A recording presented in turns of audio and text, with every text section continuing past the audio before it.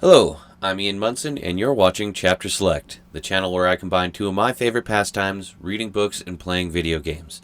Today we'll be continuing our adventures with the Wart and the once and future king, and with Artorious as he continues his journey through the lands of Boletaria.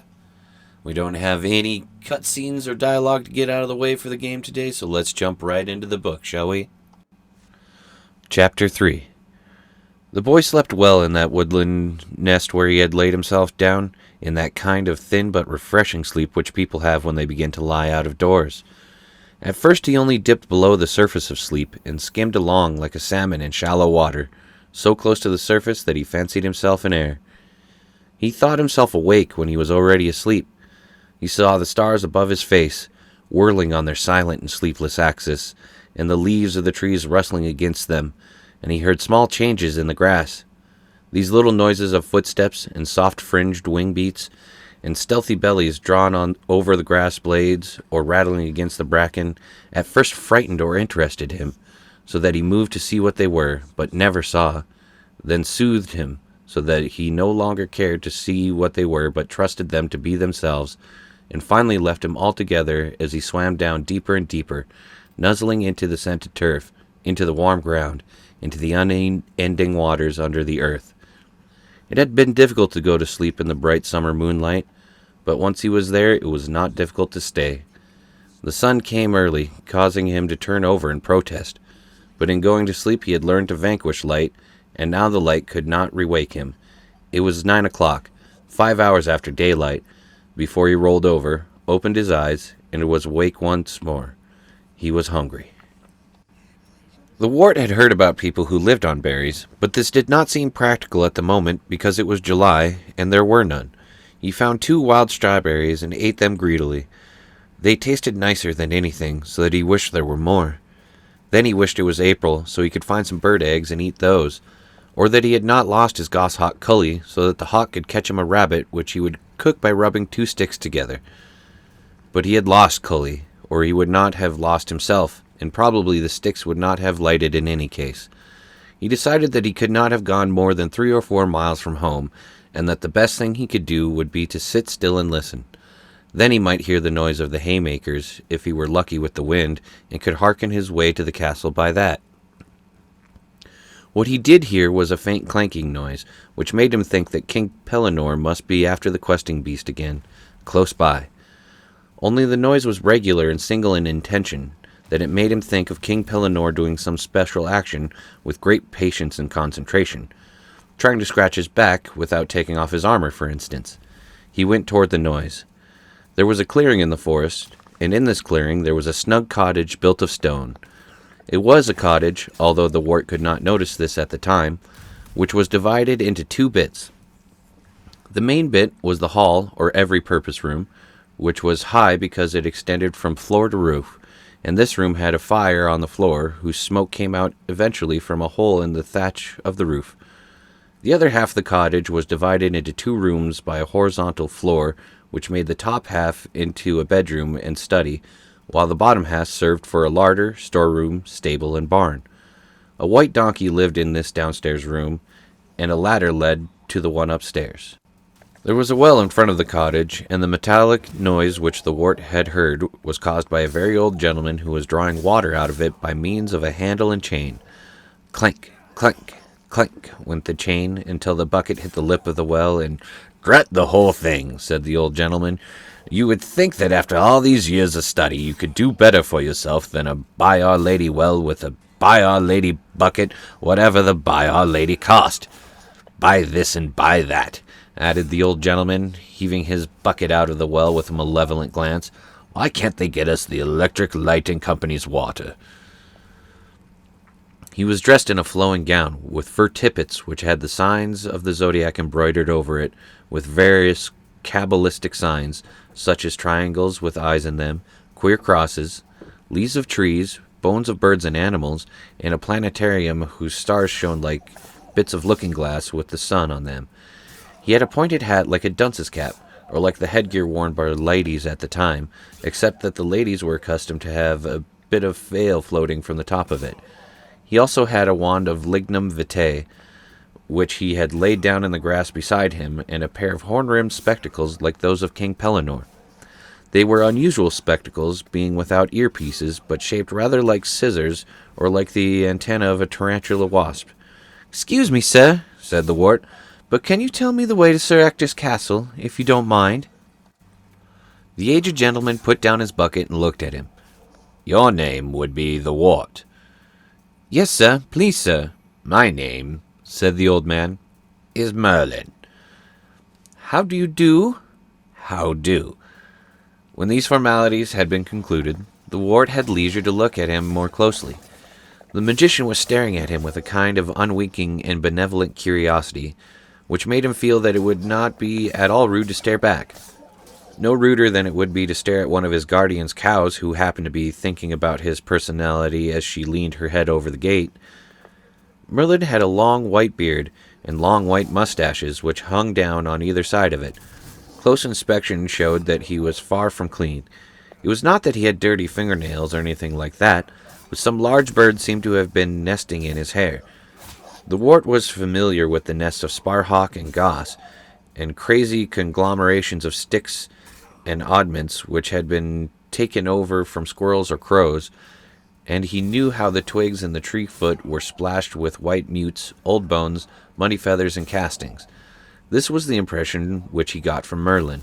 The old man was streaked with droppings over his shoulders, among the stars and triangles of his gown, and a large spider was slowly lowering itself from the tip of his hat, as he gazed and slowly blinked at the little boy in front of him. He had a worried expression, as though he were trying to remember some name which began with Chol, but which was pronounced in quite a different way, possibly Menzies, or was it Dalziel? His mild blue eyes, very big and round under the tarantula spectacles, gradually filmed and clouded over as he gazed at the boy, and then he turned his head away with a resigned expression, as though it was all too much for him after all. "Do you like peaches?" "Very much indeed," said the Wart, and his mouth began to water so that it was full of sweet, soft liquid.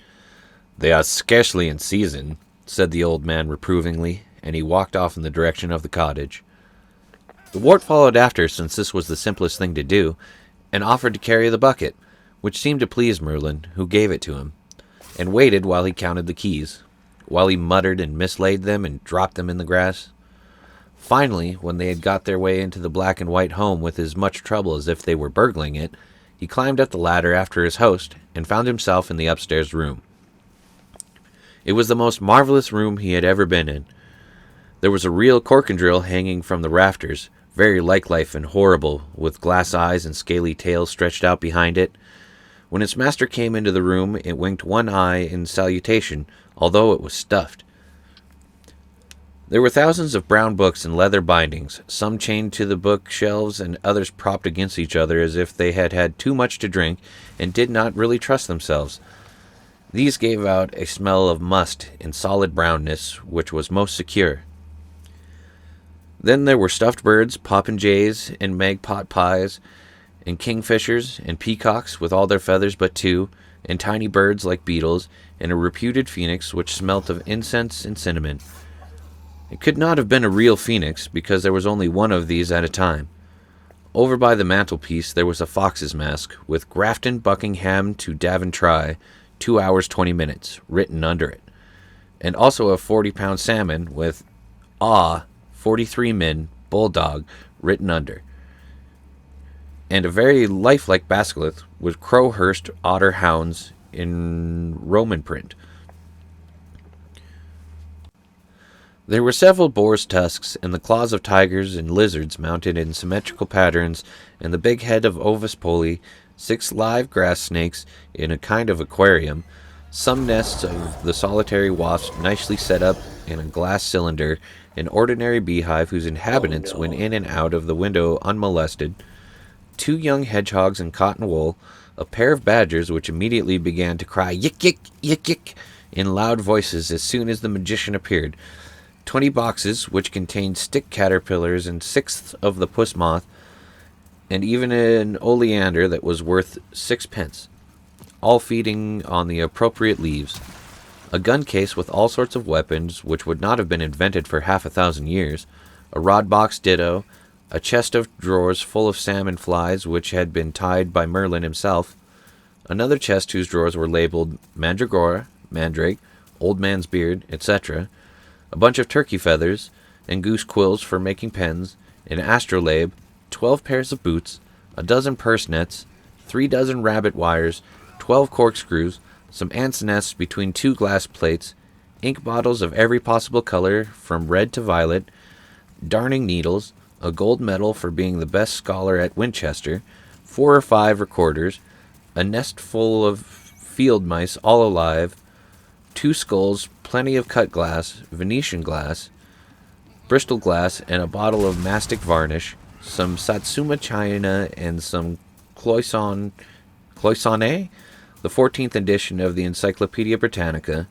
marred as it was by the sensationalism of the popular plates, 2 paint boxes, 1 oil, 1 watercolor, 3 globes of the known geographical world, a few fossils, the stuffed head of a camel leopard, 6 pismires, some glass retorts with cauldrons, Bunsen burners, etc., and a complete set of cigarette cards depicting wildfowl by Peter Scott. Merlin took off his pointed hat when he came into this chamber because it was too high for the roof, and immediately there was a scamper in one of the dark corners, and a flap of soft wings, and a tawny owl was sitting on the black skullcap which protected the top of his head. "What a lovely owl!" cried the Wart. But when he went up to it and held out his hand, the owl grew half as tall again, stood up as stiff as a poker, closed his eyes so that there was only the smallest slit to peep through, as you are in the habit of doing when you're told to shut your eyes at hide and seek, and said in a doubtful voice, "There is no owl?" Then it shut its eyes entirely and looked the other way. "It is only a boy," said Merlin. "There is no boy," said the owl hopefully, without turning around. The Wart was so startled by finding out that the owl could talk that he forgot his manners and came closer still. At this the bird became so nervous that it made a mess on Merlin's head. The whole room was quite white with droppings, and flew off to perch on the farthest tip of the corkendrill's tail, out of reach. "We see so little company," explained the magician, wiping his head with a half-worn-out pair of pajamas, which he kept for that purpose, "that Archimedes is a little shy of strangers. Come, Archimedes, I want you to meet a friend of mine called Wart." Here he held out his hand to the owl, who came waddling like a goose along the corkendrill's back. He waddled with this rolling gait so as to keep his tail from being damaged, and hopped down to Merlin's finger with every sign of reluctance. "Hold out your finger and put it behind his legs. No, lift up under his train." When the Wart had done this, Merlin moved the owl gently backwards so that the boy's finger pressed against its legs from behind, and he either had to step back on the finger or get pushed off its balance altogether. It stepped back. The Wart stood there delighted while the furry feet held tight to his finger, and the sharp claws prickled his skin. "Say how do you do properly," said Merlin. "I will not," said Archimedes, looking the other way and holding tight. "Oh, he is lovely," said the Wart again. "Have you had him long?" "Archimedes has stayed with me since he was small, indeed since he had the tiny head like a chicken's." "I wish he would talk to me." "Perhaps if you were to give him this mouse here, politely, he might learn to know you better." Merlin took a mouse out of his skullcap. "I always keep them there, and worms too for fishing. I find it most convenient," and handed it to the Wart, who held it out rather gingerly toward Archimedes. The nutty curved beak looked as if it were capable of doing damage, but Archimedes looked closely at the mouse, blinked at the Wart, moved nearer to the finger, closed his eyes and leaned forward. He stood there with closed eyes, an expression of rapture on his face as if he were saying grace, and then, with the absurdest sideways nibble, took the morsel so gently that he would not have broken a soap bubble. He remained leaning forward with closed eyes, with the mouse suspended from his beak, as if he were not sure what to do with it. He lifted his right foot, he was right-handed, though people say only men are, and took hold of the mouse. He held it up like a boy holding a stick of rock or a constable with his truncheon, looked at it, nibbled at its tail. He turned it around so that it was head first, for the wart had offered it the wrong way round, and gave one gulp. He looked around at the company with the tail hanging out of the corner of his mouth, as much as to say, "I wish you would not all stare at me so," turned his head away, politely swallowed the tail, scratched his sailor's beard with his left toe, and began to ruffle out his feathers. "Let him alone," said Merlin. "Perhaps he does not want to be friends with you until he knows what you are like. With owls, it is never easy come and easy go." "Perhaps he will sit on my shoulder," said the wart. And with that, he instinctually lowered his hand, so that the owl, who liked to be up as high as possible, ran up the slope and stood shyly beside his ear. "Now breakfast," said Merlin. The wart saw that the most perfect breakfast was laid out neatly for two, on a table before the window. There were peaches. There were also melons, strawberries and cream, rusks, brown trout piping hot, grilled perch, which were much nicer, chicken deviled enough to burn one's mouth out, kidneys and mushrooms on toast, fricassee, curry, and a choice of boiling coffee or best chocolate made with cream in large cups. "Have some mustard," said the magician, when they had got to the kidneys. The mustard pot got up and walked over to his plate on thin silver legs that waddled like the owl's. Then it uncurled its handles, and one handle lifted its lid with exaggerated courtesy, while the other helped him to a generous spoonful. "Oh, I love the mustard pot!"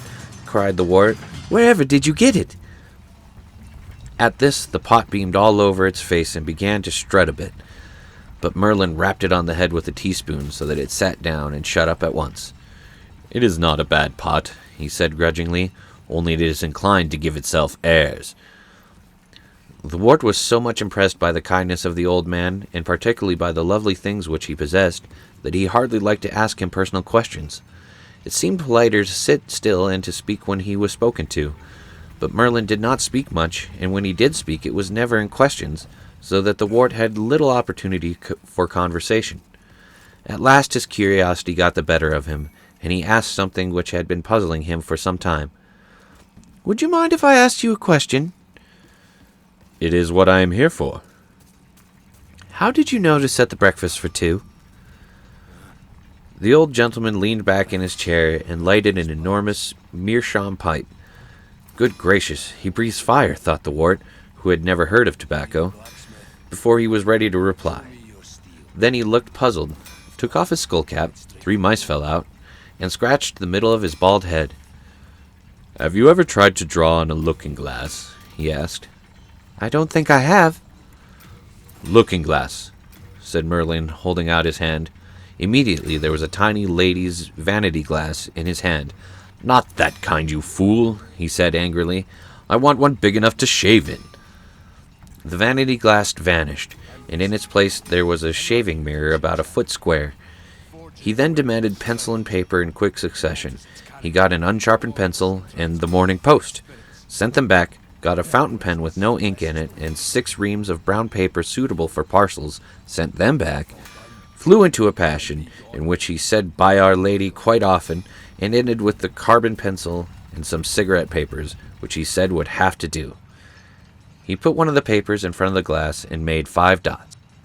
"Now," he said, "I want you to join these 5 dots to make a W, looking only in the glass." The wart took the pen and tried to do as he was bid. "Well, it is not bad," said the magician doubtfully, "and in a way it does look a bit like an M." Then he fell into a reverie, stroking his beard, breathing fire, and staring at the paper. "About the breakfast?" "Ah, yes. How did I know to set the breakfast for 2? That was why I showed you the looking-glass. Now, ordinary people are born forwards in time, if you understand what I mean, and nearly everything in the world goes forward too. This makes it quite easy for the ordinary people to live, just as it would be easy to join those 5 dots into a W if you were allowed to look at them forwards instead of backwards and inside out. But I, unfortunately, was born at the wrong end of time, and I have to live backwards from in front, while surrounded by a lot of people living forwards from behind. Some people call it having second sight." He stopped talking and looked at the wart in an anxious way. "Have I told you this before?" "No, we only met about a half an hour ago." "So little time to pass," said Merlin, and a big tear ran down the end of his nose. He wiped it off with his pajamas and added anxiously, "Am I going to tell you again?" "I do not know," said the Wart, "unless you have not finished telling me yet." You see, one gets confused with time when it is like that. All one's senses get muddled, for one thing. If you know what is going to happen to people and not what has happened to them, it makes it difficult to prevent it happening. If you don't want it to have happened, if you see what I mean. Like drawing in a mirror. The Wart did not quite see, but was just going to say that he was sorry for Merlin if these things made him unhappy, when he felt a curious sensation at his ear. "Don't jump," said the old man, just as he was going to do so, and the Wart sat still. Archimedes, who had been standing forgotten on his shoulder all this time, was gently touching himself against him. His beak was right against the lobe of the ear, which its bristles made to tickle, and suddenly a soft hoarse voice whispered, "How do you do?" so that it sounded right inside his head. "Oh, Owl," cried the Wart, forgetting about Merlin's troubles instantly. "Look, he has decided to talk to me." The Wart gently leaned his head against the smooth feathers, and the tawny owl, taking the rim of his ear in its beak, quickly nibbled right around it with the smallest nibbles. "I should call him Archie." "I trust you will do nothing of the sort," exclaimed Merlin instantly, in a stern and angry voice, and the owl withdrew to the furthest corner of his shoulder. "Is it wrong?" "You might as well call me Wool or Ollie," said the owl sourly, "and have done with it. Or Bubbles," he added in a bitter voice. Merlin took the Wart's hand and said kindly, "You are young, and do not understand these things, but you will learn that owls are the most courteous, single-hearted, and faithful creatures living. You must never be familiar, rude, or vulgar with them, or make them look ridiculous. Their mother is Athena, the goddess of wisdom, and although they are often ready to play and buffoon to amuse you, such conduct is the prerogative of the truly wise. No owl can possibly be called Archie." "I'm sorry, Owl," said the Wart. "And I am sorry, boy," said the owl. "I can see you spoke in ignorance, and I bitterly regret that I should have been so petty as to take offense where none was intended." The owl really did regret it, and looked so remorseful that Merlin had to put on a cheerful manner and change the conversation. "Well," said he, "now that we have finished breakfast, I think it is high time that we should all three find our way back to Sir Ector. Excuse me a moment," he added as an afterthought, and turning around to the breakfast things, he pointed a knobbly finger at them and said in a stern voice, "Wash up." At this, all the china and cutlery scrambled down off the table, the cloth emptied the crumbs out of the window, and the napkins folded themselves up. All ran off down the ladder to where Merlin had left the bucket, and there was such a noise and yelling as if a lot of children had been let out of school. Merlin went to the door and shouted, "Mind! Nobody is to get broken." But his voice was entirely drowned in shrill squeals, splashes, and cries of, "My, it is cold! I shan't stay in long! Look, you breaky! Come on, let's duck the teapot." "Are you really coming all the way home with me?" asked the Wart, who could hardly believe the good news. "Why not? How else can I be your tutor?" At this, the Wart's eyes grew rounder and rounder, until they were about as big as the owl's, who was sitting on his shoulder, and his face got redder and redder, and a breath seemed to gather itself beneath his heart. "My!" exclaimed the Wart, while his eyes sparkled with excitement at the discovery. "I must have been on a quest." Well, that's the end of Chapter 3, and it looks like things are finally starting to look up for the Wart. He's met the magician Merlin, which means we're about to get into some hijinks pretty soon. Can't wait for that. I hope you've enjoyed this reading of Chapter 3, and hope you enjoy the rest of the video as Artorious here in Balatoria finishes off the first section of the mines. And I hope you'll join me next time here on Chapter Select.